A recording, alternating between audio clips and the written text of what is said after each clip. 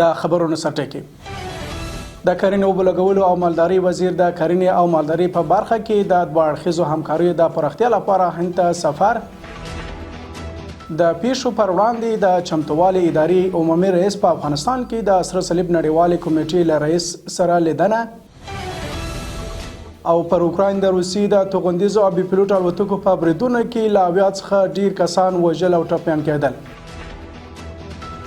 بسم الله الرحمن الرحیم. درنوونکو سلامونه. د نن ورځ خبرونو ته ښه راغلاست. نن سه شنبه د چنګاښ میاشتې 14 نیټه د زنور احمد محمد یم. اوس پام وکړئ بشپړ خبرونه ته. د کرنې او اوبو لګولو او مالدارۍ وزیر مولوي عطاالله عمري د دوه اړخیزو همکاریو د پراختیا په موخه د کرنې او مالدارۍ په برخو کې د یو رسمي پلاوي په مشرۍ هند ته روان شو.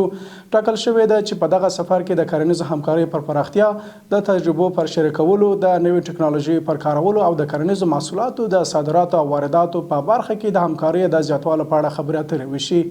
د پیښو پر وړاندې د مبارزې او چمتووالي عمومي ادارې رئیس مولا نورالدین ترابي په افغانستان کې د سره صلیب د نړیوالې کمیټې ICRC له رئیس یوهانس براور سره وکتل.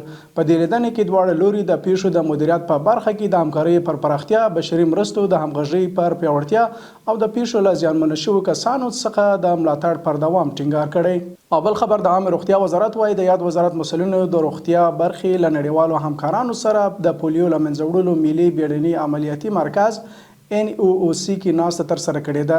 په دې غونډه کې د پولیو واکسین د بهیر پر ښه والي، د واکسین د پوښښ د زیاتولو او د دې ویروس د خپرېدو د مخنیوي لپاره د همکارۍ پر دوام ټینګار شوی دی.